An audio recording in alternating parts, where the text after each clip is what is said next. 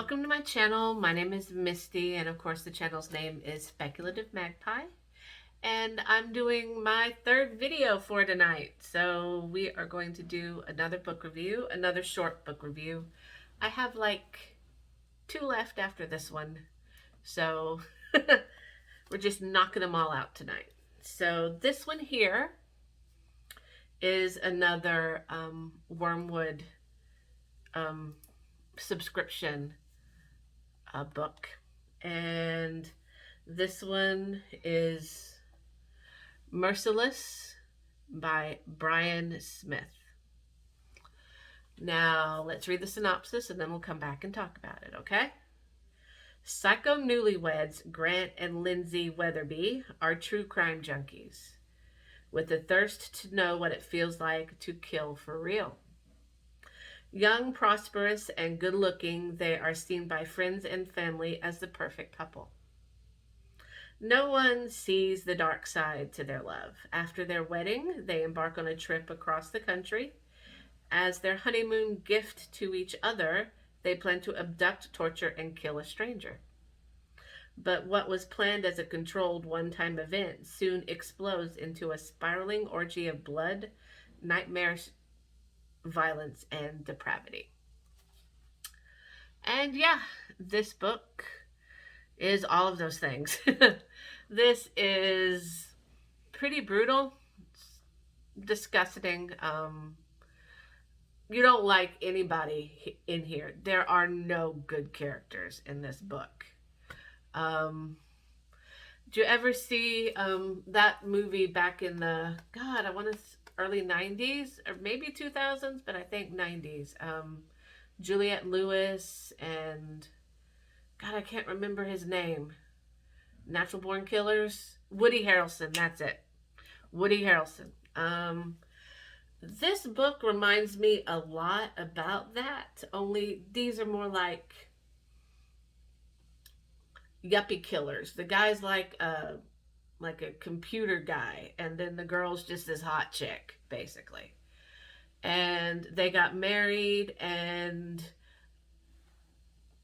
they go on their honeymoon. And like the book says, they plan to kill somebody. They planned it. They were going to do it at the end of their honeymoon when they were like all the way across country. They were traveling in their car. They had a trailer. They were going to start their honeymoon at Grant's family's cabin that they kind of timeshare with the rest of the family.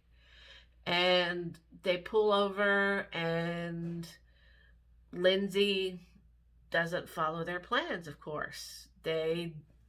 She makes them grab a guy then, and it just spirals, because right off the bat, it sets the precedent that Lindsay's the one that's controlling everything. She's the one that set everything into motion, and Grant's just along for the ride.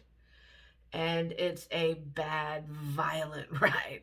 And it just gets worse as the time goes on. More people enter into the cabin and become their victims. And then Grant and Lindsay become victims of circumstance, and it's just torture from one end of the book to the other.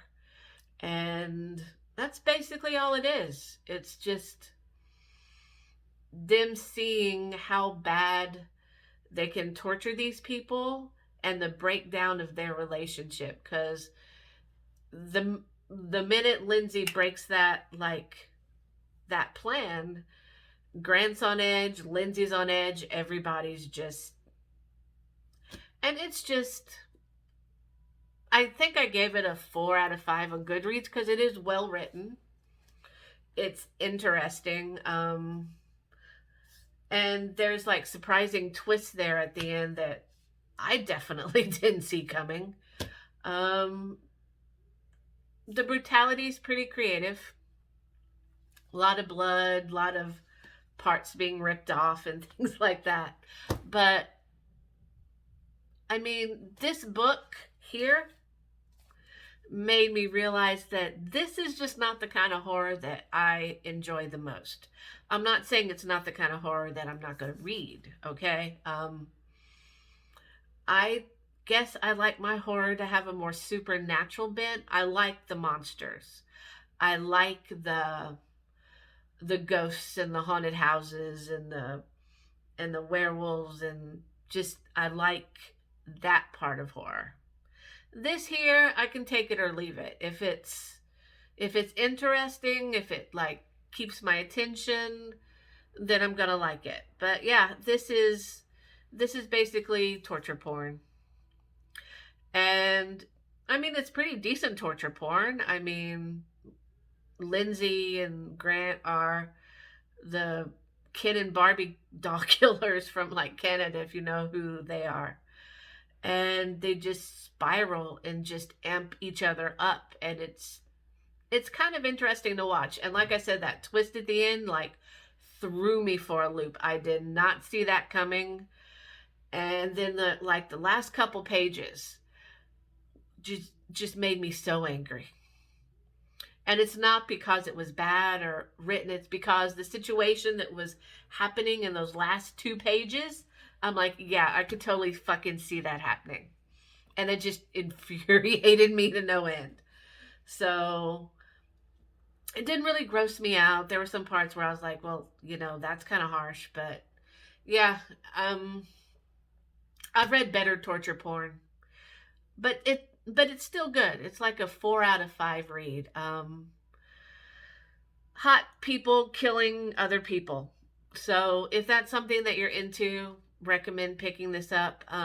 If he writes more, I'd probably pick up another book by Bryan Smith. The character development was good, and the action stayed high high speed.